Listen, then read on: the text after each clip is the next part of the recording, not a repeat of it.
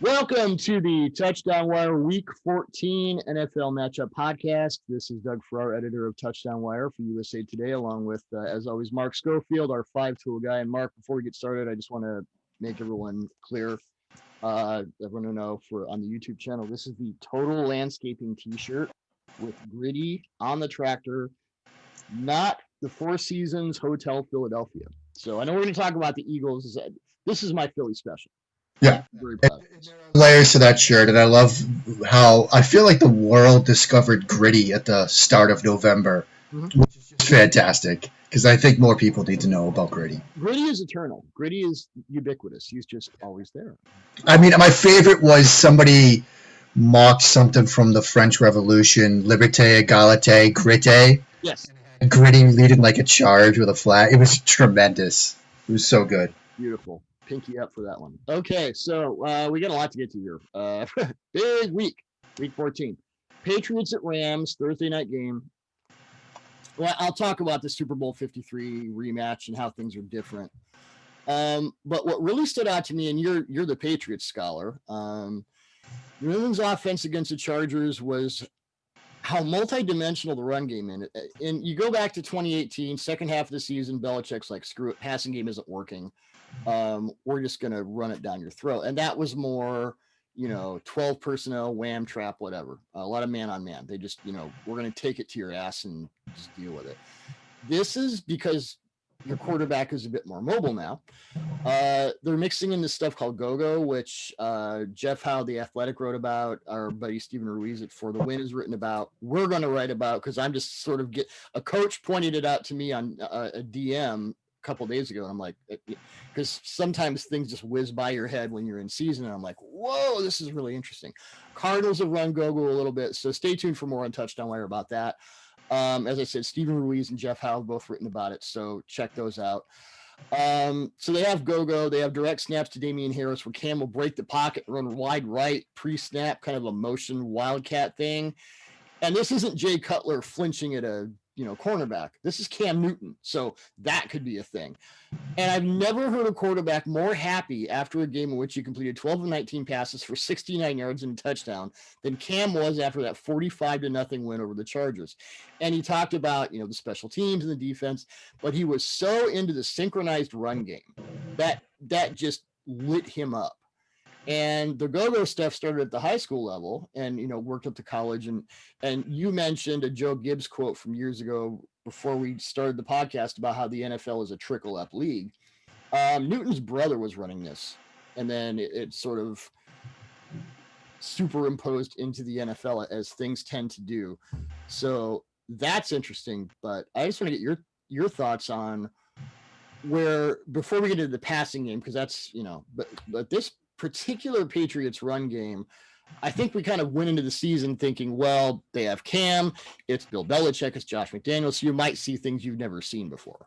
Yeah, and they've obviously taken that to another level. What's interesting about New England is they tend to do things like this when they have these West Coast type trips. I mean, Belichick's been at UCLA. Apparently he was doing squats yesterday in the weight room. I got some people telling me about that. Coach Belichick doesn't skip leg day, so there's a lesson for everybody. He and Troy Polamalu, 100% of their leg days.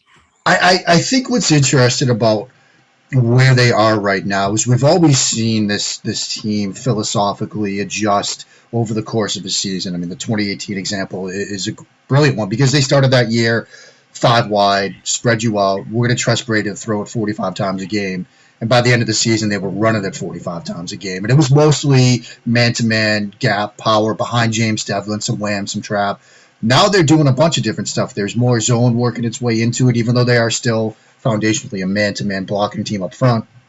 And this element of moving Cam to the outside, like you said, it's not Jay Cutler, it's not Mark Sanchez. It's a six. This is spreading you out, spreading your defense out against the run, which is a really interesting conceit. The interesting thing as we think about tonight, though, is the Rams this year have been more than happy to show you a light box. Yeah. Because the Rams are they're a forward-thinking organization.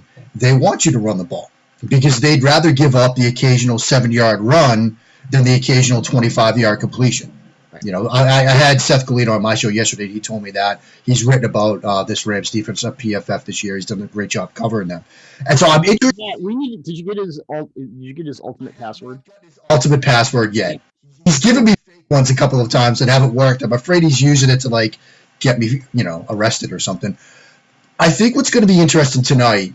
Does Brandon Staley stay with that and say, look, we're going to play our two high looks and give up the run game against a team that's more than willing to give up the passing game? Like, I think Belichick's like, you want us to run the ball? Okay, we'll do that like 50 times for 300 yards and kick your ass.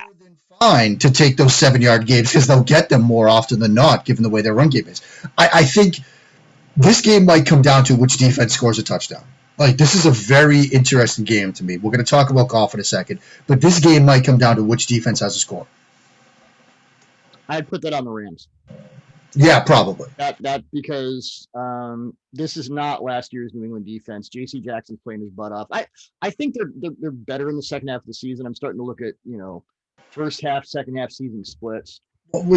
Except for the Bears. Good Lord, we'll talk about that in a minute. Their defense. Interested about the Patriots. We saw this last week. They finally were able to marry coverage with pressure up front.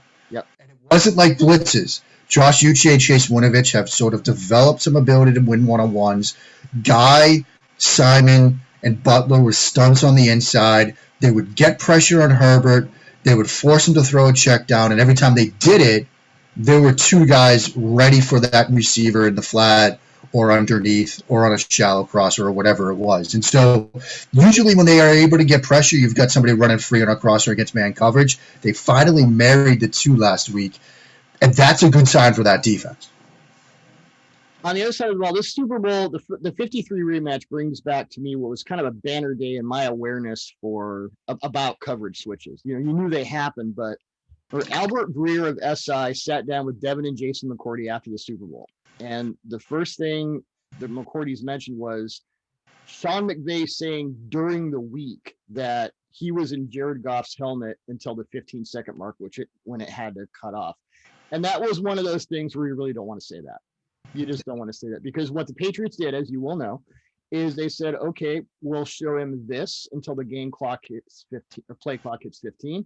Then we'll show him something else. Goff's head exploded. I don't know if he's ever recovered from that. It was such a brilliant plan. It got Brian Flores the Dolphins gig because he so brilliantly, it's like, wait for the trick. It's like the, in Braveheart with the sticks, hold now with the blitzes. I don't know, because I said this last week, and your thoughts. Goff is a slow reader, which makes him a slow processor, which makes him a slow mover. And they've got to stop running this damn 7-step play action shit that's just getting them killed. They've got to shore some stuff up. Yeah. And before 53, I wrote that the Patriots had a 3-word job to do it. It was exploit the hesitation, because Goff hesitates so much as a quarterback. And they did that. The biggest play of Super Bowl 53 was the pass breakup by Jason McCourty, where you had Brandon Cooks open on basically Yankee concept. He's on the post route. They nail down on the crosser in cover 4. Backside corner has to fill that, and Goff waits. If not the one where McCourty ran like 5,000 yards in 2 seconds. Yeah. If Goff gets that out once he hits his drop depth, and it was another deep drop in the pocket, it's a different Super Bowl. We might be talking about the Rams as Super Bowl champions, but he waits. And that plagues him to this day. The video I did on Goff struggling against cover 2 for touchdown wire against middle of the field open looks, so many of those examples are him hesitating. And even last week in this redemption game for Jared Goff, where he doesn't throw a pick, McVay gutting on him, one of the plays that I highlighted in the video I did on him, he's again hesitated. It's a hesitation thing with him, and the Patriots have found ways to exploit that. Flores did it differently with cover 0 blitzes. 2 weeks ago, it was Robert Saleh with cover 1 stuff. So cover 0 and cover 1, you're starting to run out of numbers that you're good against. Right. When you've struggled against cover 4, that was the 2018 year where the Lions did it, and Bears, and then ran a ton of quarters in the Super Bowl, didn't they? It was like that. Yeah. It's the game plan. No, that was what Detroit did. That was what the Bears did. That was what the Eagles did. They started just running cover four, ignore the eye candy, play quarters, make him read it. You've got cover four, cover zero, cover one now as ways to confuse Jared Goff. I guess you hope they run cover three. I mean, I don't know. Like, maybe. Yeah, maybe. I have some more numbers though. Let's talk about good. This is not the same McVay offense. More empty, more passing, not as beholden to 11 personnel as they were in 2018 per Sharp Football Stats. And thank you, Warren, for the personnel splits because no one else has them. Unless you until and unless you steal Seth's ultimate login. Right. 200 snaps out of 12, 45 out of 13. Goff hasn't thrown a pick out of either of those personnel groups. Maybe from what you've seen of Goff, explain to our audience who may not know what 12 and 13 personnel means, how McVay uses it more now. Maybe because you could have two tight ends on the field and still run empty, obviously. What is the structure of their passing game right now? Well, I mean, it's still where McVay likes to be. It's still a lot of stuff with wide zone and then play action off of that. But there's also a lot of drop stuff too, like that 7-step drop that we talked about earlier. A lot of their 12 and 13 stuff, 2 tight ends, 3 tight ends, it is structured off of play action for the most part. Because McVay is very good at using personnel. He's very good at dictating your defensive personnel and then attacking it. In 2018, when he was so heavy with 11, it was to set up Todd Gurley, not Jared Goff. It was to get. They ran 89% 11 personnel that year. Yeah, which was by far the most in the league. And they ran the ball a ton out of it. And it was to get those light boxes that now the Rams are showing other teams when the other teams have the ball. Now you run 12, you run 13, you get them into as base as you're going to get a team this year, which might be 4-2-5. Maybe it's a 4-3. Maybe you get that 3-4-4-3 front, and then you throw against it. And you like guys like Tyler Higbee and Gerald Everett matched up against linebackers and strong safeties. And so that's kind of how he's doing it. It just comes back to Goff and how much you trust Goff. And is this a Jared Goff pumpkin game or not? I don't ever trust Jared Goff. Yeah, I mean, that's just it. Well, I go before we move on to other games, just the slow reading thing. I think that's so important to bring up when you talk about what makes a quarterback anywhere from below average to good to great. The extent to which you can read the field. I mean, if you can't do that, if the average is 1.5 seconds for you to see everything and you're at 1.8, I don't know how you do this. And look, Jared Goff is still one of the 32 best quarterbacks on the planet. Right? There's only a handful of people that could do this. So, but what we're talking about here is the difference between Jared Goff being the guy that you win either with or because of. Like, that's the difference. And right now, he's a guy that you just win with. He's never been the guy you win because of. The guy you win because of. And if he's going to be that guy, he has to make up that difference with his mind. And we're deep into his career now. Like, we're not talking about like a young rookie quarterback. And so I don't know if he ever makes that leap. So he might ultimately just be a guy you win with. And you've got to scheme stuff up. And you've got to have a good defense. Otherwise, he'll never make that leap. And it's a big difference. 0.3 seconds might sound like, nothing, like we're being nitpicky. When you're talking about 32 people that can do a job, nitpicky matters. Well, I go back to the 7-step play action. I brought it up last week. The reason I think it's a big problem for Goff is, again, readability. Late in the down readability, which is what the Patriots exploited in the Super Bowl. If you're running a 7-step drop, your back is turned to the defense for what? 4 of those steps? 5 of those steps? Yeah. By the time you turn around, that defense has developed into something you did not see pre-snap, because the NFL is increasingly becoming a coverage switching league. But we're going to really talk about that. The Giants are doing some really fun stuff with that.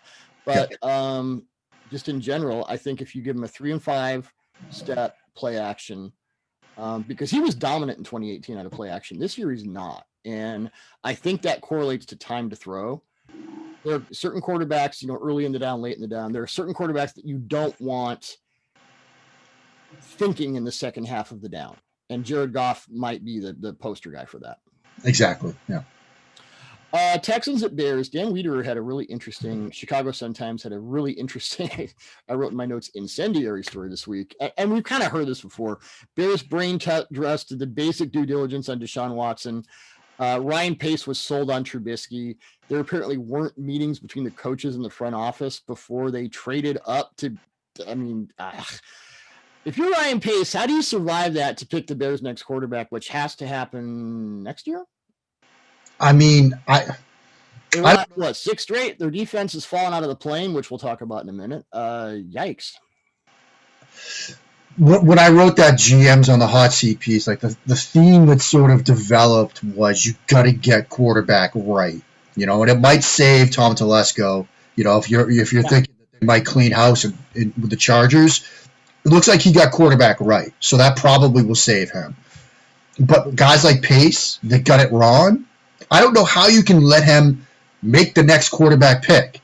Like from this piece of the Chicago Sun-Times, some other pieces we've seen about. There was one from the Chicago Tribune, I think, last year that went into the same, Yeah, so the first time we've heard it, it's obviously people are kind of reheating the angle because it's Texans Bears, but yeah. Right. I don't know how you look at that process and say, absent concrete evidence that he's going to get it right this time, that he's changed his evaluation process of the position, that you let him make the next quarterback pick. And absent evidence that he would get it right, let's look at Nick Foles' deal. I was just going to say that. Is the trade for Nick Foles, does that convince you that he's going to get the next quarterback evaluation process right? Because it doesn't convince me, Doug. No. Right. So I don't know how you can let him make the next quarterback pick. If his house is when I wrote that piece, I almost got onto like Chicago real estate like websites to see if his house was on the market in Lake Forest, because it should be. You should be renting right now, dude. Anyway, Chicago. So right now, the Bears' primary problem is not their quarterback situation. Right now, their primary problem is their pass defense. Third against the pass in defensive DVOA weeks 1 through 9, dead last in weeks 10 through 13. And that's a trend I started to pick up last week. Just looking at stats and watching a little bit of tape. And that's against good Kirk Cousins, Aaron Rodgers, and Matthew Stafford. So that's part of it. But you do a cursory study of that defense, even with the Soldier Field All-22. And half the time, I have no clue what coverage you're trying to run. It's like the Cowboys. Ton of little busts where guys just wind up clustered in weird spots in coverage and the ball's going the other way. They're really tentative in coverage. They're not, and I don't know if this is it's a coaching thing, a Pagano, I don't know. But they're really sort of waiting for bad things to happen. And I would say that Seattle's defense, Dallas's defense, and Chicago's defense are 3 pass defenses right now. I was talking to, after I did the piece on the 49ers and their busted palms coverage that allowed Gabe Davis to have that easy touchdown, was talking to one player, and he said there are certain teams where everyone's just guessing. Yeah. And I think the Bears are one of 3 teams, them, Cowboys, Seahawks, I see this year, where everyone's just guessing.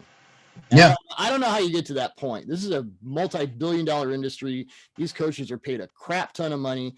I don't know, in week 13 in 2020, the year of our Lord, you are guessing in coverage. I don't know how that happens.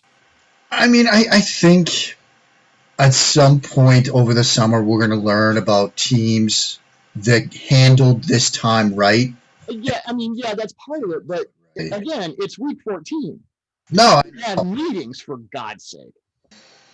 I don't know. I mean, all I know is that, like, with 2 kids doing distance learning, like, I'm not sure that they're paying attention during Zoom. I mean, fair enough. My daughter, she had her birthday on Wednesday, and when her Zoom class started this morning, she was showing the kids, and again, it's a first grade class, but she was showing the kids some of her toys, and it went on for 30 minutes. Like, I felt bad for the teacher. Now, not to compare NFL locker rooms to first grade classrooms, although maybe that's a more apt comparison than we'd like to admit. I just thought of the Jets. Yeah. I mean, but at the same time, look, when you're talking about how you're going to run variations of cover 4, this is stuff these guys have been doing. This is stuff these coaches have been teaching for a long time now. Like, you would think you would have it right, but maybe not. Because here's the thing, the busted palms coverage, that was not to indict the 49ers. They've been really good in pass defense with horrific injuries. So it's not to imply that Robert Saleh all of a sudden isn't a good coach, or that Richard Sherman got the alert call wrong, so all of a sudden he's an idiot. Obviously, we know these things aren't true. Right. And with the Niners, that's just okay. You're playing. You run into an offensive buzzsaw. You have one bad play, and that's how things can just spiral out of control. With these other defenses, Seattle, Dallas, Chicago, these past defenses that just it's over and over and over. It's the same crap. And Yeah. I just don't know. I'm not a coach. I don't make my living that way. I don't know. Of course, we're going right to Cowboys at Bengals. So, Right. Which, oh boy. But anyway, for the Bears, here comes Deshaun Watson. Because here's the thing about Chicago's coverage right now: they seem especially vulnerable to second reaction quarterbacks who can win late in the down and outside of structure. And here comes a guy you didn't want who's going to kick your ass. that sound like Deshaun Watson at all? A guy who wins late in the down? Yeah, maybe. Yeah. That's kind of his shopping list. So there you go. And again, we reiterate our call for the Texans to give Deshaun Watson some help. Yeah, Greg Bishop had a piece in SI today about Jack Easterby, and it's worse than you think, folks. Yeah, I mean, when you get comparing somebody to Littlefinger from Game of Thrones, it's not good. It's not good. Chaos is a letter is not a thing you want to hear about an NFL franchise. Also more common in NFL front offices than you might imagine. Real quick note, Watson without Will Fuller on deep stuff, 3 of 7 for 120 yards. I think they were a little constricted without Fuller, and I think it might take a while for them to kind of figure that out. But, yeah, but 3 of 7 for 120 isn't awful. No. But you lose your primary deep guy, and that's the guy you're used to. He's taking stuff over the top, and it kind of gets weird. Cowboys at Bengals, nothing to say in a competitive sense. Cowboys allowed 294 yards against the Ravens on Tuesday night, rushing yards, and that wasn't their highest total of the season. They gave up 307 to the Browns in week 4, 261 to the Cardinals in week 6, and 208, 182 to the Washington football team in week 7 and 12. Get healthy, Antonio Gibson. We really miss you. Not great, Bob. Greg Williams basically got fired for one play. If there's another defensive coordinator who should be worried, it's Mike Nolan. I have rarely seen a defense with this much raw talent look this out of sorts. And I know Nolan came in. This had been a pretty much single high cover 1, cover 3 team. But I'm going to complicate everything, and no one will know what we're doing. And the problem is when you do that, then your own players don't know what you're doing either. Whoops. Yeah. And this might be an example of one of those wild overreactions we tend to see in the NFL. Because if you remember the stories about Dallas's defense last year, there was that moment where it was George Ioka, I think, was trying to show a coverage pre-snap during practice and then spin it to something else. And the defensive coaches were like, "Why are you doing this? We don't need to do that." And he's like, "Why do we want to show them what we're doing?" It was just like, and so now they're going to go in the other direction, which is we're going to try to confuse everybody, in the process confuse ourselves in doing so. Seattle's doing that a lot too. Yeah. I think Chicago's doing that a lot too. There's your too cute by half in the NFL right now. And I believe you wrote about that recently. About the Buccaneers offense, which we'll get to in a moment. Chiefs at Dolphins, fascinating series of matchups here. Let's start with the Dolphins offense, and I wrote about this week. Chan Gailey got Tua out of the mud with heavy speed, no huddle, and empty concepts in the second half. That the long pass to Gaskin was a brilliant example of that. He had Callaway on the crosser. Looked like Gaskin was running a curl, and he kind of faded out. And it was like, wow, nice play design. The Bengals had absolutely no idea what to do against that, which, we've talked about the Bengals defense before.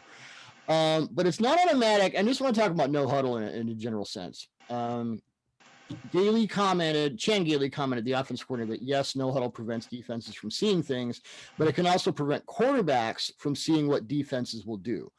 And it's not automatic that no huddle is going to save your passing game. Jared Goff, Carson Wentz, and Daniel Jones are horrid in no huddle. I think they have a combined 2 touchdowns and 8 interceptions in no huddle. And here's your stat of the week. And this may or may not surprise people. Patrick Mahomes, over the last 2 seasons, guess how many, you've seen the rundown. Pretend to guess, how many dropbacks out of no huddle Patrick Mahomes has since the start of the 2019 season?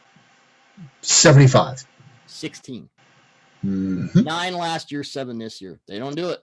They don't need to do it. They don't want to do it. They want to see what the defense does. Oh, are you too hot? Okay, here comes a run game. Single high, cute. There's Tyreek Hill. So I don't, what are your thoughts on, you're a quarterback guy. What are your thoughts on no huddle and how that works? I mean, because everyone, you succeed in no huddle, then everyone's like, build the whole plan out of the black box, and there's right. 5 reasons not to. I think no huddle is done. It's at its best when it's married with personnel. Yeah. My favorite no huddle examples are New England. And look, this is a unique circumstance, but back when they had Aaron Hernandez and Rob Gronkowski and Danny Woodhead, and they could go 12 personnel, but change it based on what you were doing as a defense, where they could be 12 personnel empty on one down and 12 personnel, which is basically I formation with Hernandez as a lead run as an H-back or a fullback, depending on what you did. So you come out for a series using that package. Say they go base 4-3 because they want to stop the run. Now you go tempo, you spread it out, you don't let them substitute, and you can just pick them apart throwing the ball with Tom Brady. Like, that's using tempo married with personnel, I think, is a very good thing to do if you're an offensive play designer. And that, by the way, was when Belichick was talking to Chip Kelly and they were running 1,200 plays a season. Yeah. And they did that for a couple of years, then they stopped. Right. Because then you quote unquote normal. Right. When you lose the ability to do that and or teams figure it out, you have to then adjust to the adjustments. And I also think at times it's good to get quarterbacks broken from trying to think too much, which is why Peterson would use it with Wentz. Try to fix something, get him into a rhythm, whatever, but clearly that didn't work. And so I think there are times to do it, but like everything else, teams struggle, run the ball more. Oh, teams struggle, use play action more. We think these are these easy band-aids to fix offenses that there's more to it than just saying we're going to use tempo to get things right. You have to do it the right way, and if you don't, you're just, again, being too cute by half. Interesting thing about Chiefs play a lot of quarters on defense. They play more cover zero than any other defense. Ton of cover zero. And that's per Sports Info Solutions. And when you're Steve Spagnuolo, you're like, well, my team's going to score 40 points every week. I can do whatever the hell I want. That's, L'Jarius Sneed is back. That's my guy. Tyrann Mathieu doing honey badger things. So, your point about, and I would add to the point about getting your quarterback not to think too much. I think Tua is so intelligent and he's such a perfectionist. He's kind of got a Russell Wilson brain, but he's not quite there yet. And I know with Russell in his first 2 seasons, and I was around the team, there were times when he would just, it was like that reverse. I remember Archie Manning talking about Eli and Peyton. What were the differences? And this was, I think, before Super Bowl 50. And Archie said, Eli forgets things. Peyton never does. Peyton remembers every mistake he's ever made. If you asked Eli a week after he made a mistake, he wouldn't remember. And it's better to be Eli than Peyton in that regard. The instant amnesia we all talk about. Right. And I think with Tua and how his coaches have talked about him and how Ryan Fitzpatrick has talked about him, he's so conscientious and he so wants it to be the right thing. You can get your sphincter in a little bit of a tussle there. And I think that may have happened because he had the really bad game against Denver where he was just all over the place in the pocket and out of the pocket. Then he had the thumb, so he had to sit for a week and think about it. And I think, against a heavy blitz, they're going to present some middle of the field open looks. Gailey's scheming stuff up really well. If you can force the Chiefs into a base, and base means different things, but if it's like a base 4-2-5 and you start to get some good looks off that, well, why wouldn't you? Yeah.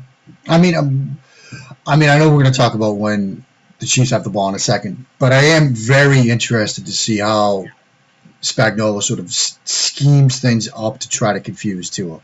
Is he going to rely on this zero stuff?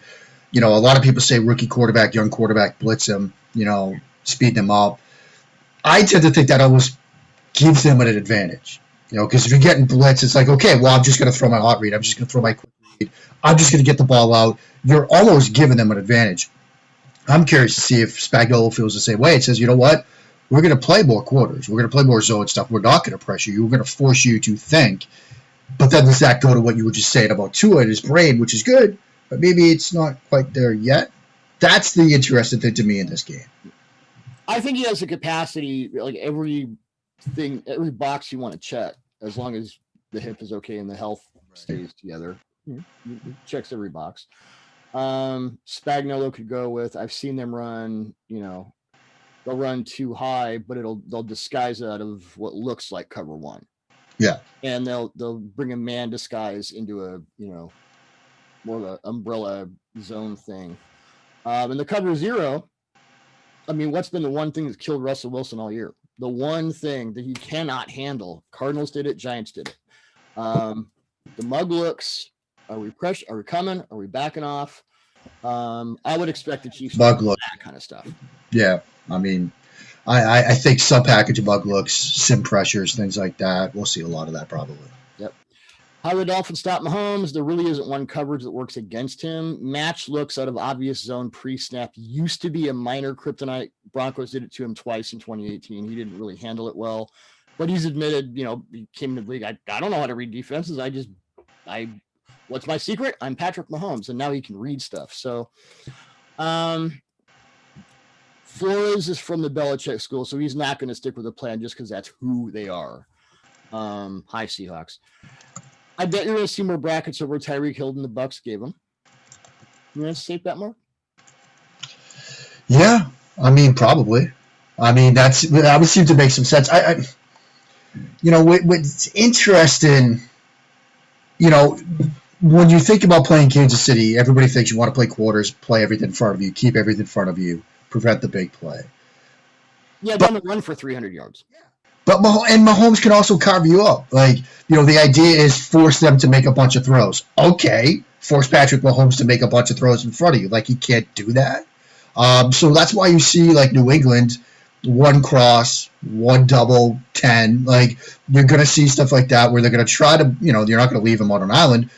Leave somebody on an island with Tyreek Hill, but then you've got to worry about Travis Kelce. You've got to worry about Mecole Hardman. And they're just they have so many weapons. I mean, I think the only way you could really slow them down is to have a Bosa brother. Period. Get pressure with 4, Nick or Joey. We saw the Chargers have success with that. We saw the 49ers have success with that. When you can get pressure with 4 and keep 7 in coverage in some combination of 7, we've got a shot. Well, Emmanuel Ogbah isn't a Bosa brother, but he's pretty damn good off the edge. I mean, and so, that gives you the chance to have a numbers advantage in the secondary so you can double Tyreek. You can put a cone on Travis Kelce and then just, take your shots with the other guys. Not that I think the Dolphins thought they'd be in this position this year, but if you look at some of the moves they made, adding guys in the secondary, Xavier Howard is playing incredibly well. Mm-hmm. Belichick has the ability with his guys to play the matchups he wants in the secondary. That's what Flores is trying to build, and it was for a game like this. Well, one guy that we haven't really talked about this year, and I've liked him for a long time, but he's Bobby McCain. Yeah. Dolphins' primary free safety this year. He was deep third. I think it was cover 3 against the Bengals, and he sort of drifted over to interception against the Bengals. The rookie receiver, dumbass. Higgins? Yeah. Yeah. I think Higgins was a target, and he just kind of drifted over and then jumped it with kind of a bracket look. So I'd expect to see some interesting things from that. That's one of those matchups okay, because how do you ever stop Mahomes? And I don't know if this offense can score 40 points right now. Against a defense that's starting to, getting Snead back is huge. Matthew had one of his games. So at that point, anytime you as a defender confuse Tom Brady, you're good. And I remember a pick that Bobby McCain had of Brady a couple years ago in a dagger concept too high. Brady's expected him to carry the seam route from the inside, and he jumps the dig when Brady throws it. Was that the game where Brady threw 2 picks? I think so, yeah. Yeah, because the Dolphins, I was talking to Matt Bowen about that game when I did the match game series. And that was the game the Dolphins just played a crap ton of match. And Brady was like, okay, I thought you were going to do this. And now I remember after the game, Brady talked about that play. He's like, I didn't expect in a million years he would come off that seam route. And he did, and he jumped the dig. I mean, that's upper level stuff. That was a couple years ago. So, yeah, like you said, he could be the guy to watch in this game. Well, McCain this year, he's allowed 3 catches on 8 targets this season for 18 yards, no yak, 1 pick, no touchdowns, and an opponent passer rating of 6.3. Is that good? That's pretty good. That's pretty good. Yep. Deep third guy who reads the field well. Here comes a major obvious test. So Graham Barfield I want to make sure I get Graham's affiliation correctly. Co-owner of Fantasy Points, author of Yards Created. Did you see this? And I put it in the rundown. DeAndre Hopkins' route tree over his last 3 games. Is it a tree or is it more? It's a tree in the sense of that Charlie Brown Christmas tree. It is a pathetic Charlie Brown Christmas tree. It's all to the left, and Cardinals run a ton of 10 personnel with Hopkins as the backside ISO. I think there are 2 passes from either slot. Yeah, it's bad. I have a lot of notes about the Cardinals passing offense, so I'm just going to roll. The numbers for their deep passing game over the last 3 games are horrific. 7 attempts of 20 or more air yards to receivers at all with no completions. Max Williams and Dan Arnold, their tight ends, each have 1 deep reception in that time. DeAndre Hopkins passing charts, especially reductive. I would expect this from Wes Welker, but with a lot more crossers. Kyler Murray has thrown 1 deep pass to Hopkins since week 10 against the Bills, the Hail Murray game.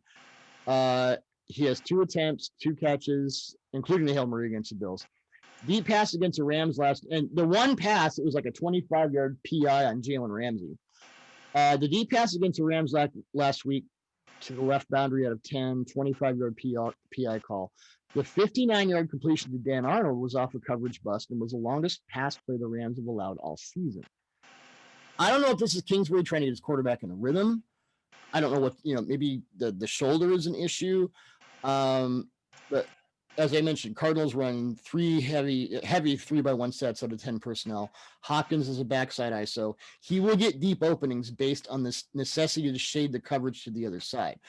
The safety bust on Hail Murray was part of that because the Bills had to shade to the boundary side, the 3, and leave late movement to Hopkins on the backside.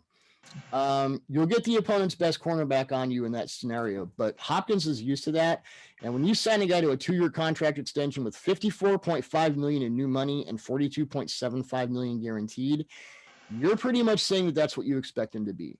I don't know, because in Kingsbury's first season in the NFL, halfway through the season, it was like 10, 10, 10, 10, and then he switched halfway through, and it really impressed me how he was able to adapt on the fly, mid-season, change his personnel groupings, and everything just worked. And it seems to be like not just you're doing the same thing over and over. You're taking maybe your second best offensive player.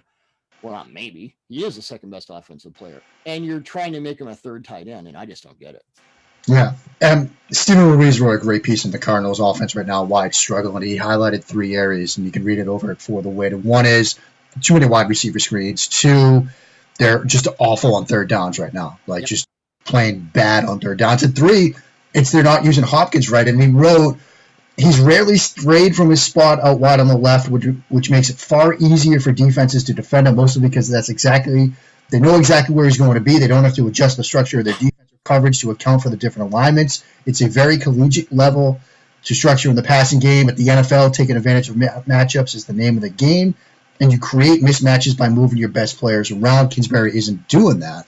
The air raid is structured on going fast, and so you keep guys where they are so you can line up faster. That's okay for a while, but when teams can figure it out like teams have, you have to adjust the adjustments. They need to start moving them around. This is, as Stephen writes, a matchup league. And if you just put a guy there and say, okay, go, if Patrick Graham likes to say the matchup of, James Bradbury, for example, he knows where he's going to be. Yeah. Or if he likes saying, look, we're going to play quarters to the Hopkins side, they know what to do. So, as I've said before in the show and elsewhere, you have to make guys on the defensive side of the ball think. If you're not, you're wrong. And they're wrong right now by doing this. So here come the Giants, who are dialing up all kinds of wicked stuff. They showed against Russell Wilson, nebulous fronts, late coverage switches, mug pressure coverage confusion. Patrick Graham is doing what Todd Bowles was doing earlier in the season and then stopped doing for whatever weird reason, which is just a wicked combination of stuff. Logan Ryan had some interesting quotes this week. And this is another thing Graham did, and Ryan said before the year, I want to switch from corner to safety. And the Giants said, okay, we'll let you do that. And it's been great. Ryan talked this week about how they're using different coverage games to make the middle of the field look open and then it's closed. And I would say at this point, Dr. Schofield, Patrick Graham might be working himself into a few surprise head coaching interviews. I think he has. I mean, we've talked a lot about sub packages this week. We've talked a lot about it before. Arizona 065 is one example. New York has a 137 that they're using. And they've gone 038 at times, too, this year. They did that against Trubisky, and he was just like, what is this? Earlier in the year. And when you can confuse Russell Wilson, you've done some good work as a defense and as a defensive coordinator. I think Graham is, like you said, he's going to get some head coaching looks.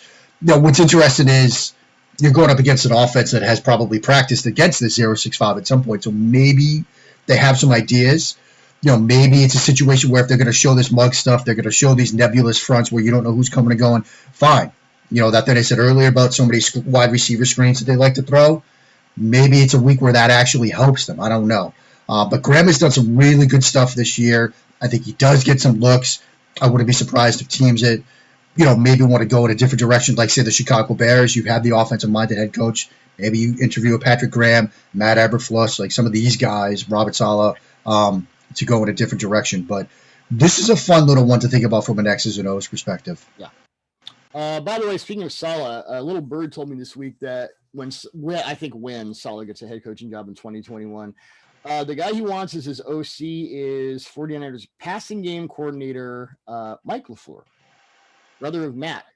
A Shanahan guy. At some point this year, that he's going to get some offensive coordinator looks because of what he's done with Shanahan. Apparently, from what I've heard, when Saleh gets a head coaching job, he is dragging LaFleur out of that building to wherever he goes. Wouldn't surprise me. Yeah. Just a little note there. Cardinals, time to figure it out because this is not a get well defense. We can talk about the Giants and blah blah. The Giants are what, like 5-2 with 5-2 in their last 7 games. Combined losses. I'm not looking at it. I heard this. Combined losses of 3 points. This is a good team. It is. Do we know where Jones is? By the way, I hadn't looked it up. It's still sort of up in the air. I'd be surprised if he goes this week, from what I'm kind of hearing. But we'll see. What's interesting? Arizona's defense is also falling apart, by the way. The Giants' run game is good. Yes. Like, the Giants' run game is very good. And Andrew Thomas is starting to run into shape, by the way. Yeah, that 60-yard run, when he identified Bobby Wagner in space and got enough on him to sprint Gallman, that was nice. Gallman quietly having a very good year. And to nip the other conversation in the bud, do not fire Jason Garrett. Like, period, full stop. Jason Garrett has done some great things for your offense. You're in the playoff hunt partly because of what he's done. Yeah. How's that? How's that looking, Cowboys? No. How about them Cowboys? We'll get to that in a minute.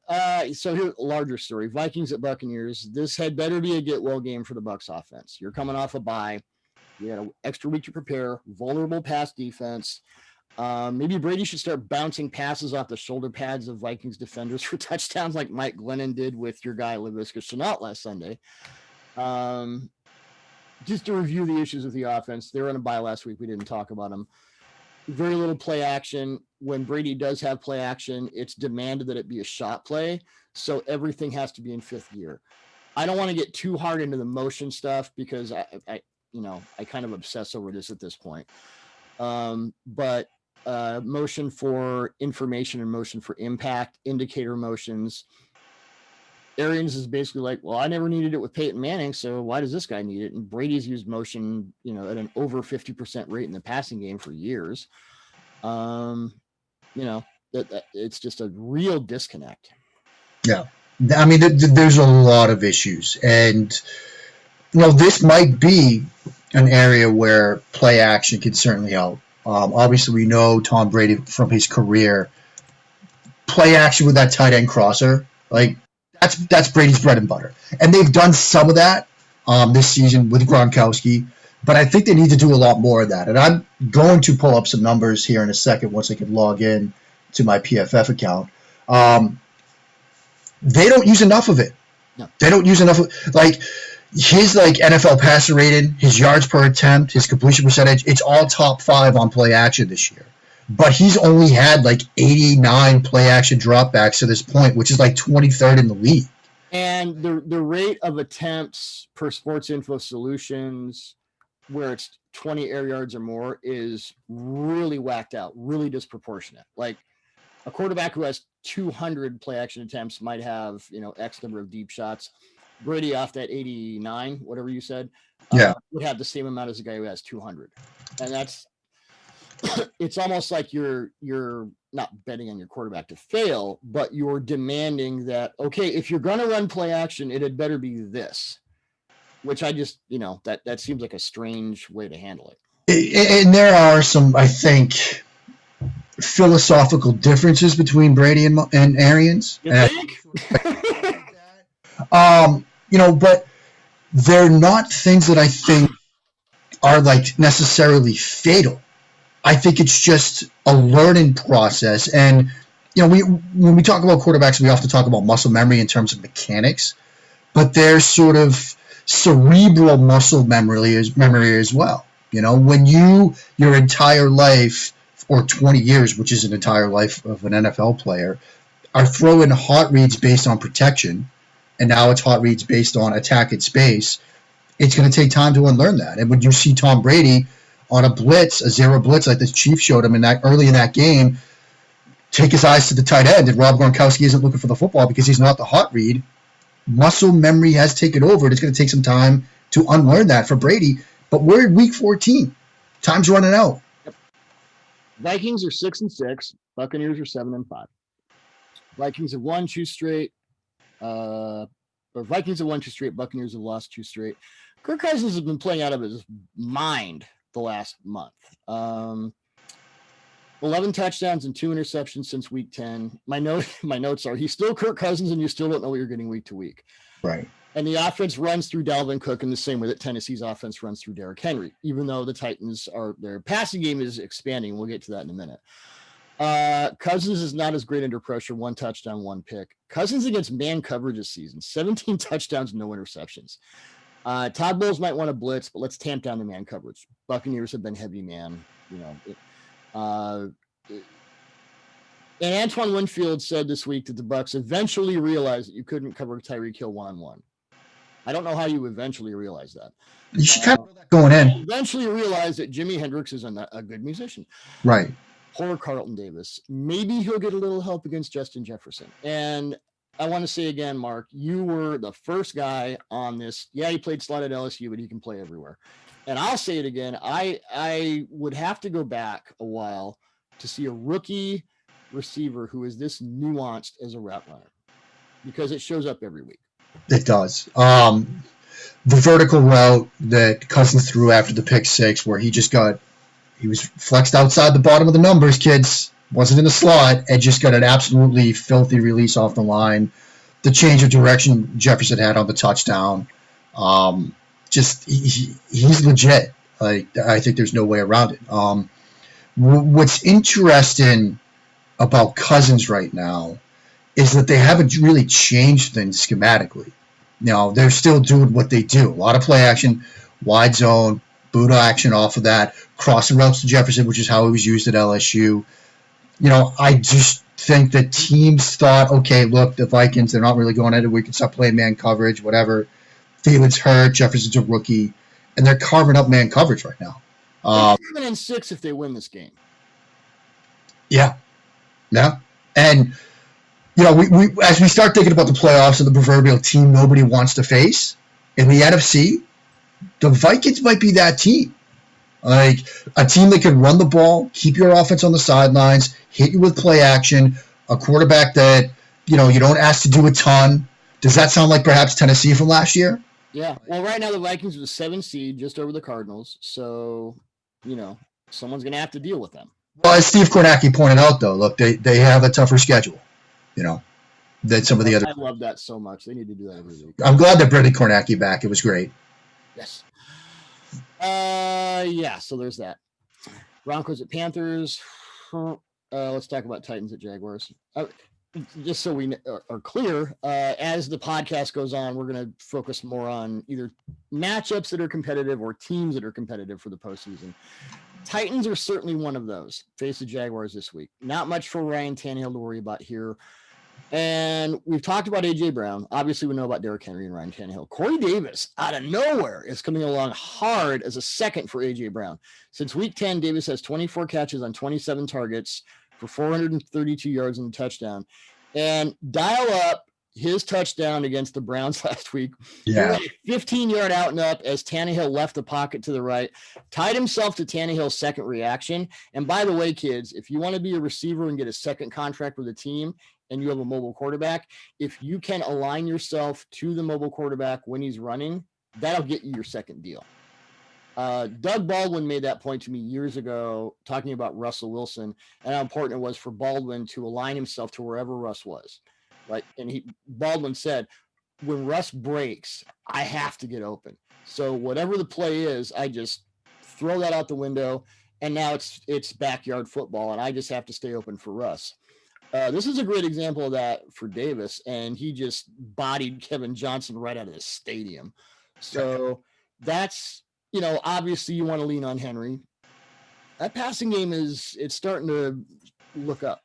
Yeah. I mean, in scramble drill rules for wide receivers are critical. You have to know them. You have to execute them well, particularly when you have quarterbacks that are going to throw on the move, which we're seeing more and more of in today's National Football League, and that Davis play is a tremendous example of that. The Titans, their defense has problems. It won't be a problem. Problems. But they have problems right now. And if you want to see the notion of play action as a cheat code, look up the Donovan Peoples-Jones touchdown. Because this is 13 personnel and Stefanski. Doug, you wrote about it last week. Yep. Stefanski's doing a great job at throwing 12, 22, 13. But watch the free safety on that play. He's aligned 10 yards off the ball and comes screaming downhill. Now, he's not probably going to make a play because it's a vertical route. He might not get there. But when your free safety ends up almost falling over to try to stop a reverse field because he's come down that hard on a run fake, you're doing good things to sell play action. It was similar with the Eagles-Packers game when LaFleur dialed up 13 personnel, thrown on 1st and 10 from his own 1-yard line.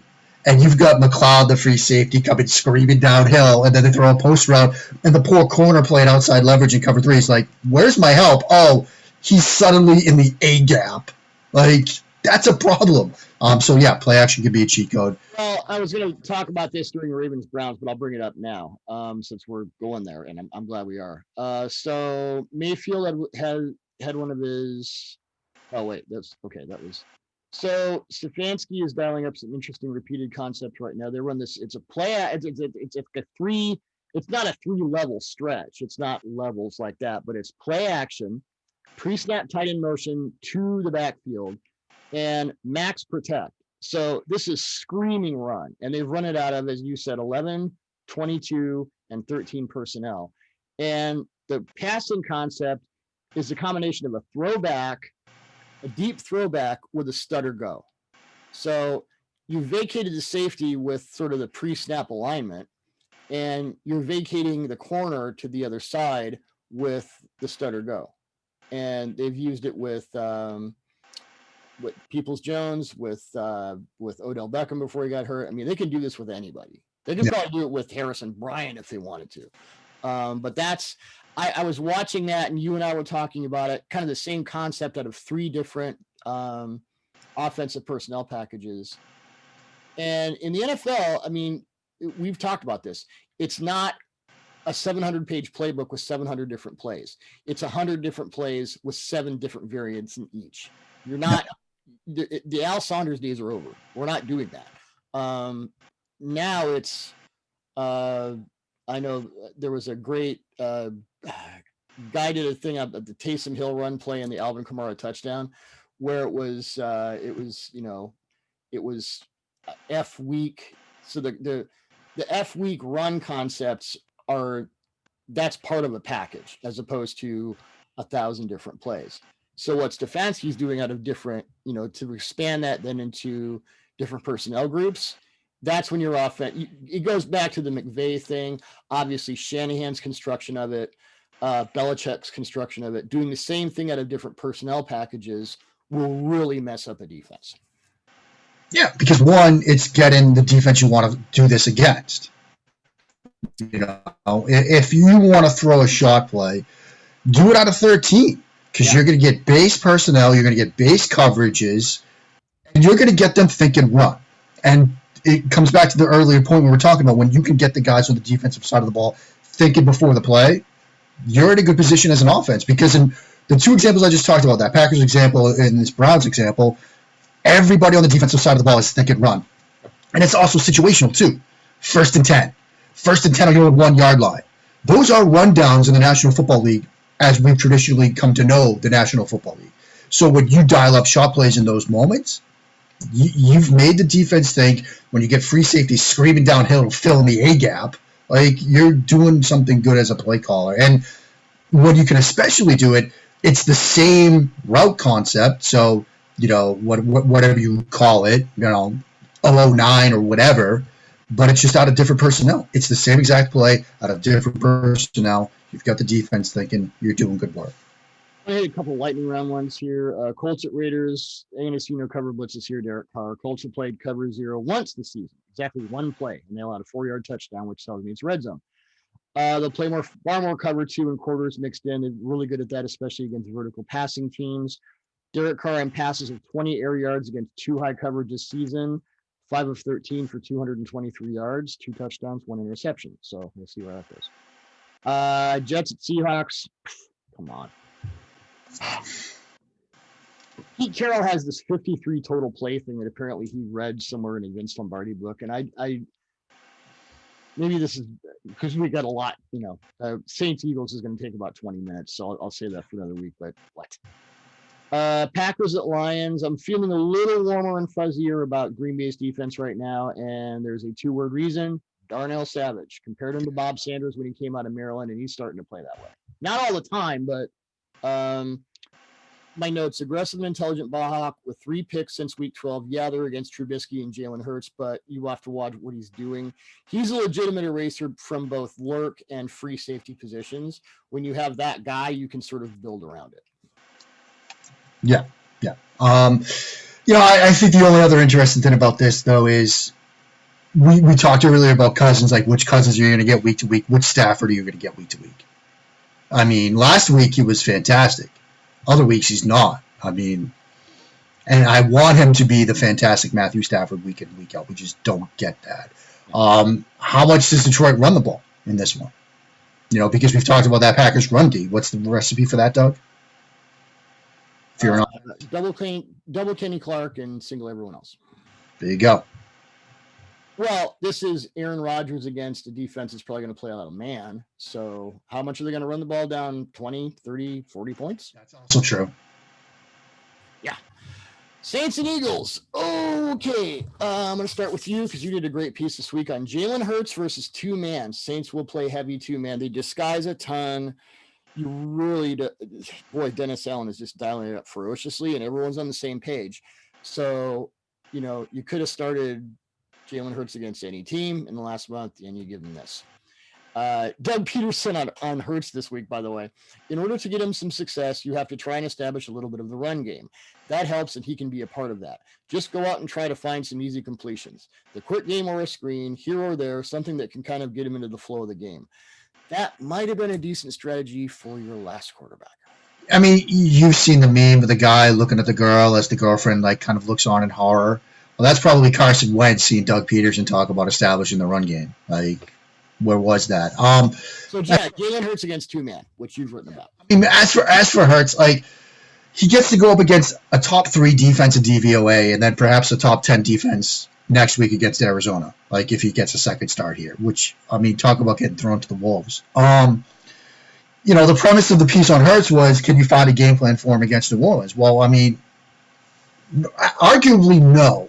Arguably no, you can't. But some things that can work, they play a lot of 2-man. We all know 2 deep safeties, weak spots between the safeties towards the boundary.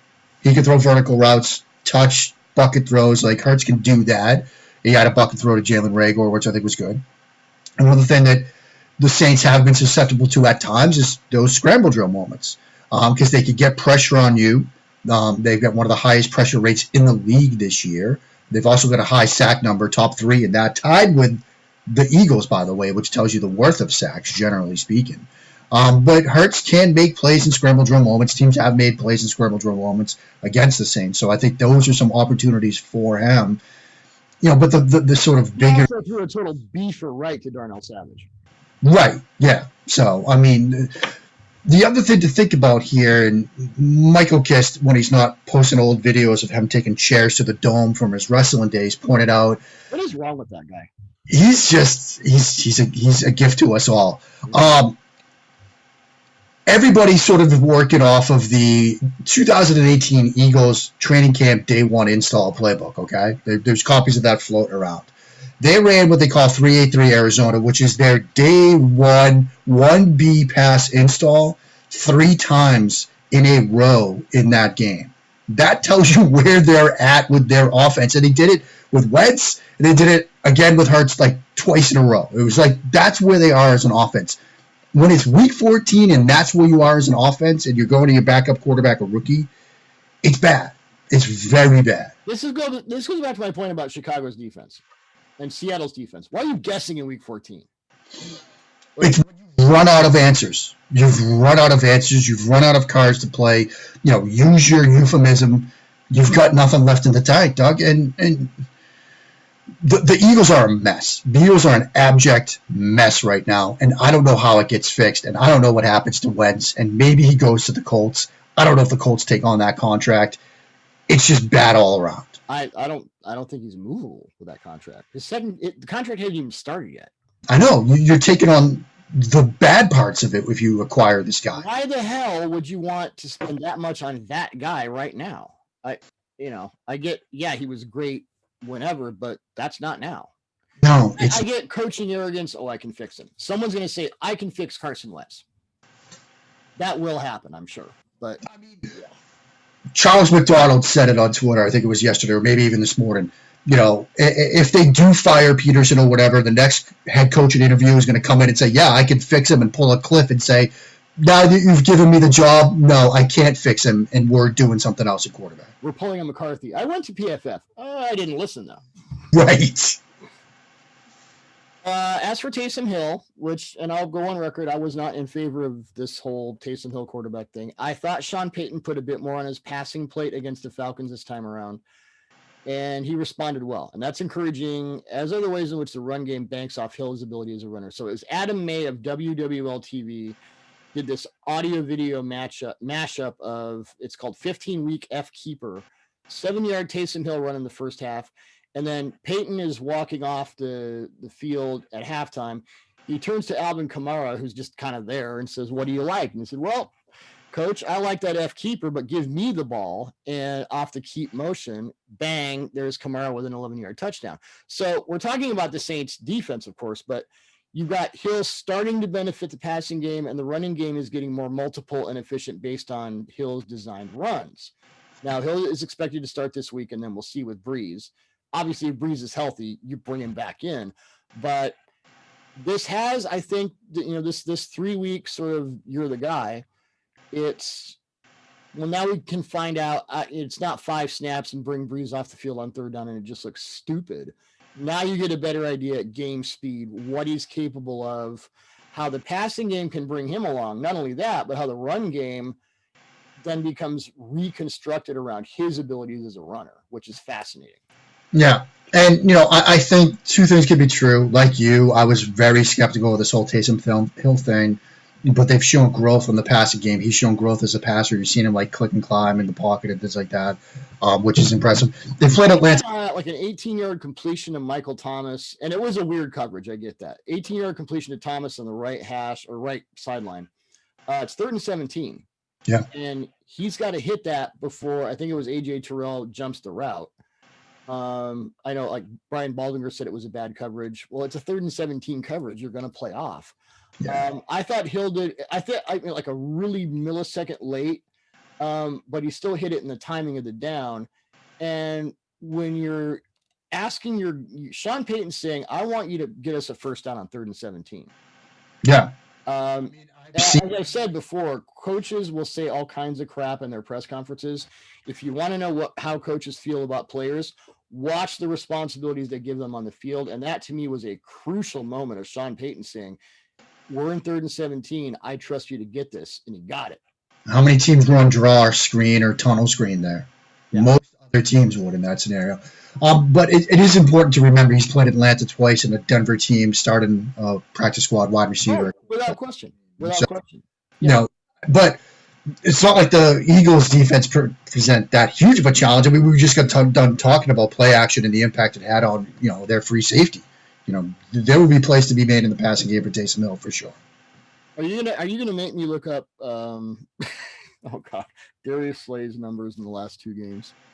I'm just gonna say that it was a couple of bad matchups for him. I'm gonna be nice. You get Devontae Adams, and there was another play action play with LaFleur, jet motion, play action, Slay's tripping over himself, like looking like on skates, like, and Devontae Adams is running free. Like, that's not good.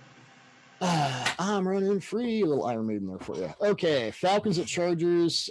You, Dr. Schofield, dug into the 2 plays where Tre'Davious White, who I misspelled his name is Tre'Davious White in last 2 weeks' rundown, and I think you should change it to that because he is very devious. And then Chase Winovich both read Justin Herbert's mind for interceptions. Based on what you saw, and you broke these things down, we know that rookie quarterbacks, it's like you come in, 10 games, 9 games, 12 games, whatever, you're the guy. And then they figure you out. And it's like, oh crap, what now? Is this just 2 plays, or is the NFL kind of, do they have the magic 8 ball for him now? And does he have to then adapt? I mean, I think he does have to develop. I think this is something to watch as he goes forward, because what he's doing right now is making assumptions about what he hasn't looked at yet. And sometimes when you do that, it's the proverbial, when you make an assumption, you make a you-know-what out of you and me. Mm-hmm. That's where he's at right now. Because when you're running this against, Washington State on a Saturday afternoon, if you haven't looked backside, you can be pretty confident about what you're going to get. I mean, I remember when I was, playing, you get cover 3, you're like, oh, I know that safety's going to drop, and that backside curl flat defender is going to be a linebacker, and I'm going to throw the ball backside to the hitch because I know he's not going to get there. I don't have to look at it. Well, that's great against Williams College on a Saturday in 1994. It's not great against Tre'Davious White or Bill Belichick and the New England Patriots, because they're going to show you something you aren't expecting, and if you haven't confirmed it and you assume what you're going to get, that's what's going to happen. On both of these plays, Trey White read him on the backside of cover 3. And then Chase Winovich, you're not expecting him to do a good job of being a curl flat defender on the backside of cover 6, but that's what he was. Not generally, no. No, but you have to confirm that. And so, that's the thing to watch with Herbert going forward. Does he start seeing stuff like that and then making the right reads as a result? It's a developmental thing. I don't think it's like we've got the book on him. It's a rookie quarterback making rookie mistakes. Now does he adjust to it? Because I'll say it again, this is a guy who came into the league and, said, you can't play man against me and you can't pressure me or I'll kill you. So very interesting that he was able to do that in his first season. Usually it takes you a few years to dictate. I'm not saying Herbert is my second biggest L as a draft analyst outside of Aaron Curry, and I will own that for the rest of my life, but it's just a thing to watch. Right, and look, when we started this pod a couple weeks ago, we talked about Josh Allen, Justin Herbert, same kind of prototype type quarterback. What's kind of been the thing with Allen this year? He's going to carve you up against man, so now you have to run zone against him and make him think a little bit. Now he's starting to carve up zone. We saw what he did to the 49ers on Monday night. It's the same thing with Herbert. Teams are now running more zone against him. He's going to have to figure that out. And when he does, he'll still be where he was when he was carving up man. Yep. The Washington football team come off sending the Steelers to the off the realms of the undefeated at 49ers. Talked about the 49ers. Just a general note, this Washington team has won 3 straight. They're 5-7. They're the only NFC East team with a positive point differential, +4. Cowboys, by the way, are -125. This could be a tough out for the 49ers. Especially that defense is that front. Oof. It's a front. And look, have you seen Nick Mullins against pressure? Because it's kind of It's not good. And as somebody here in the DMV in the DC area, a couple of weeks ago, I went on DC radio, and the first question was is Chase Young a bad pick? Is he a bust? And that's like, that was a couple of weeks ago, like the hot topic around here when people saw Tua and Herbert having these great games. And I kept telling people, you're going to win with this defensive front. And Chase Young is huge. And people are like, well, he doesn't have sacks like the guys around him do because of Chase Young. Mm-hmm. And we've seen what Chase Young and this defensive front can do to opposing quarterbacks, can do to opposing offenses. They are destroying worlds right now. Look, this team could win this division. Now, they're hamstrung by the fact they lost both of their games to the Giants. So they're going to. The Giants overall are a better team. Yeah, but this defensive front could carry them to a division title. Yeah. Yep. Let's see which seed they are now. They are in the National Football Conference, the 12th seed. Yeah. But if they win this week and the Giants lose this week, they're the 4. Yeah. They slide into the NFC East title.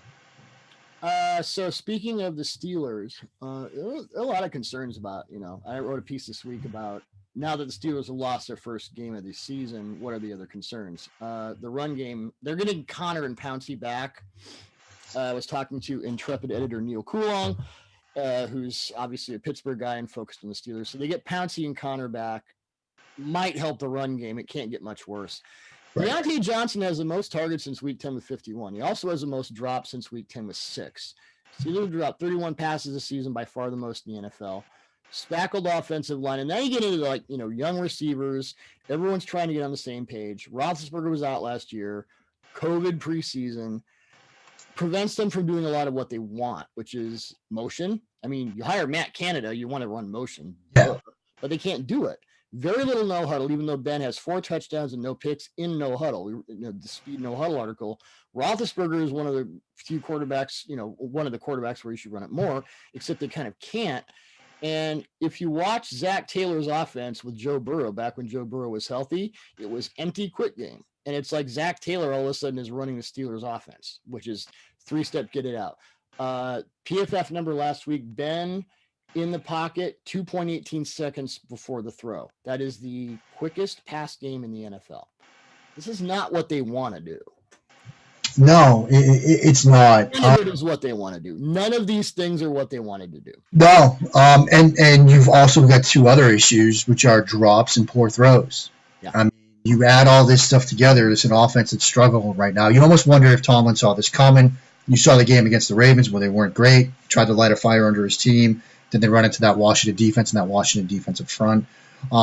They've got some issues. Now, when a team loses, falls from the unbeaten ranks, sometimes it gives them a chance to sort things out. A lot of Patriots. I think one of the 2007 Patriots, I'll make 2 points about the 07 Patriots. It would have been much better for them if they had lost that game to the Giants in week 17. Yes. And it's funny how one little thing can you go from no losses to yikes. And you're a Patriots guy, so you remember this.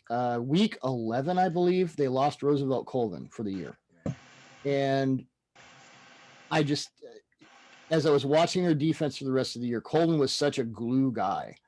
And he wasn't a guy you'd talk about. Didn't have spectacular numbers. But, Belichick always has a glue guy in defense, and Colvin was that guy. Correspondingly, Bob Greasy, breaks his leg in 1972. They bring in Earl Morrall, and they still go undefeated. But with the Steelers, it's not just one thing, and it's not just one guy. If they don't have that defense going the way it's going, and they're going to scheme around Bud Dupree. I think they'll be okay there. The secondary is playing much better. That could save them. But this is not a team where I'm going, okay, they're 11-1, they're going to wind up 14-2. They don't look like a 14-2 team. No, they don't look like a 14-2 team right now. I think there are some Roethlisberger concerns, as we've talked about on this show. Huge. The run game's an issue. Connor and Pouncey being back will help. You're going up against the Bills' defense is starting to figure it out. Yep. That has been good. They're starting to figure out that Tre'Davious White is healthy. Yeah, that's probably the better way to put it. They did give up some plays to Nick Mullins and the 49ers, and so I think... you got Levi Wallace, who is a problem. Yeah. Nice kid. He's had these moments, and they want him to be that big, aggressive press guy. But the problem, it's like for every Richard Sherman, there are 50 big, tall, skinny guys who just sort of run around and don't know what the hell they're doing. And I'm not really sure which one he's going to be yet. Right. Yeah, I mean, I'm very curious to see Allen. And I know there's been a lot of talk. Aaron Schatz has talked about in the past couple of days about how Allen's going to now be the guy that people will point to when they talk themselves into being able to develop a quarterback. Like, look, the Bills did it with Josh Allen. I think Allen might be a little bit of a different beast because, and I was talking about this with Seth Galina yesterday, the arm strength gives him a crutch that other quarterbacks don't have. Because when you talk about the difference, say Jared Goff with the 1.5 versus the 1.8, Allen can use that 1.8, but the pass will get there at the same time as if Joe Burrow released it at 1.5 because of the arm talent. And so that expands his decision-making window artificially. It gives him more time to make reads and throws. And when you can put the ball, like that dig route on the dagger concept he threw over Fred Warner's head, just a ridiculous throw. Just a ridiculous. And he's able to make throws, accurate timing throws, 30 or 40 yards downfield with absolutely not. I'm not saying his footwork is a problem, but he can be like, this is your first dance lesson ever, and this is your footwork, and he'll still make that throw. Yeah. So, and that's not necessarily a great thing. Jameis Winston had it in a bad way. Jay Cutler had it. Some quarterbacks, I can get it in there. And Brian Daboll and the Bills coaching staff, I think, have done a really good job in bringing Josh Allen along mechanically and intellectually while still respecting the YOLO gene, which is a good way to do it. Yeah, I think that's ideal. Yep. Ravens at Browns. Mayfield against the Titans. We talked about the multi-tiered stuff that Stefanski's doing. 4 first-half touchdowns were obviously impressive, but I want to focus on the 2-yard touchdown to Jarvis Landry, which I believe was his first of the day. And I think you wrote about this, or you put it in a video. Landry motioned to a reduced split pre-snap, faked the outside to the inside, and beat the guy one-on-one. But the crucial part of that play was Mayfield's ability to look Titan safety Kevin Byard off to the wrong side. He looked Byard off to Byard's left, so that the crosser came open. And that's the Baker Mayfield you see enough to think that maybe he can get there full time. And then you think to yourself, well, this is, Kirk Cousins part 2, and you just kind of don't know what you're going to get. Yeah. I think if you're a Browns fan, this was the game you're hoping to see. Yep. The statement game, the statement win, the statement performance, and all of that. But you got to follow that up. It's great if you go out and you beat Tennessee and you show this stuff from Mayfield with looking Byard off like he just broke down. But then if you lay an egg against a team that you laid an egg against back in week 1. And that was one of his frantic games. He was not seeing things well. He was out of sorts. He was not comfortable. He was frantic and frenetic like you put in the show notes.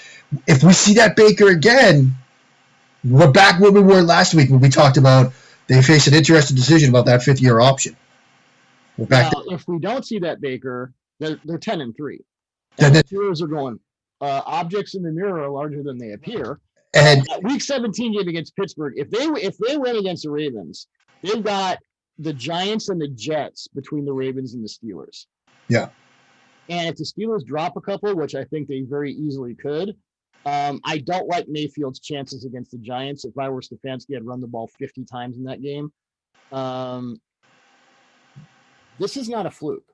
No, it's not. It's interesting. For real. They have a problem with the 3rd level of their defense, but they're Sheldrick Redwine and Carl Joseph are the main. They don't have a free safety on there. Greg Cosell's been saying this for weeks, and he was kind of the first one I heard pointed out. And then you watch him, and it's not that these guys are bad players. It's just that Carl Joseph, I think, was a 1st-round pick, or was talked about as one. Sendejo's been in the league for years. They're just not free safeties, and you can win that way, but it's really tough. Yeah, you can win without a quarterback. You can win without a shutdown corner. You can win without a left tackle. Winning without a legitimate deep safety might be as hard as any of those things. Yeah, because what happens when you run single high and you've got 3 guys that are best as strong safeties, and one of them has to fill that role? I mean, it's not good. Week 1, Lamar against this defense, 20 of 25 for 275 yards, 3 touchdowns, no interceptions. Greg Roman used a ton of pre-snap motion and play action to create schemed openings for Lamar, which you can do against that defense, and you'd like to see a little more of. I think their offense, well, we've discussed it. Their offense has become a lot more static in the passing game, and that's chicken or the egg. Is Greg Roman just supposedly regressing to Greg Roman year whatever level, or is it that Lamar's saying it's too predictable, and Roman might be thinking, well, yeah, it's too predictable. Half the time, I don't know what the hell you're trying to accomplish. Right. And I don't look at Lamar's throws against the Cowboys as an indicator of anything, because I think on one of them the guy was wide ass open. I think the other was a nice sort of backside fade, but the cornerback was doing what Dallas cornerbacks do. He was in a different part of he was lost in the supermarket, to quote the Clash. So we'll see. But that's a similar. Lamar should be able to take advantage of that, because the deep stuff, they just don't have that guy. No, they don't right now. I don't know if you play invert to try and go against that. I don't know what you do. I mean, maybe. I know every tape guy on Twitter right now, including us, is like, inverted. No. Yeah, we all hate inverted, but when you don't have strong safeties, you have strong safeties that can't play deep half safety roles. Invert those guys down into hook curl zones. Yeah. Ask your corners to do it. It might be an answer. I mean, Denzel Ward is a top 10 cornerback. I don't know. Yeah. You had to do that. We'll see. Not that I don't want to say that they're hiding Lamar as a passer. I think they would prefer that he throw the ball 25 times a game, maybe run it 10. Yeah. So it's not like if Aaron Rodgers has those numbers, yeah, they're hiding Aaron Rodgers. This is more a philosophical thing where this is what they want Lamar to be. COVID issues, preparation, I don't know what to say about the Ravens offense right now, because there's just been so many things in the way. But I think overall, I guess I would like to see Greg Roman, and you could also run the ball against the Browns too. So maybe that's what this becomes. Maybe it's just, it's Cleveland's running game against Baltimore's running game, and all us guys who like that will have fun. But if you have to depend on Lamar to score points, which against Baker Mayfield you might, I think he's developed a lot since that Week 1 game, and Stefanski has worked with him very well. Stefanski's developed a lot too. Oh boy, he's. We were talking last week about it's kind of Kyle Shanahan and Matt LaFleur and everyone else. We're elevating LaFleur. No question at all. Stefanski is a top 5 offensive play caller in the NFL. I mean, there's no question about that. Yeah. And yeah, so Browns could be interesting. I don't. There's so much you want to predict things about the Ravens. I just don't know where they are right now. They are, well, I can tell you what the record is. They are 7-5, and they're the 9th seed behind they have to jump the Raiders and the Colts to get in there. Yeah. 8-4 Miami Dolphins are the 6th seed. That's just so cool. Brian Flores, coach of the year. Yeah, he's got to be. Got to be. All right, man. Great stuff as always. I think we went over, but just a whole bunch of stuff to cover. So good week. It's a good week. Yeah, I'm going to process this audio for the next 45 minutes, and we'll go from there. Sounds good, buddy. All right, man. We'll talk next week. Sounds good.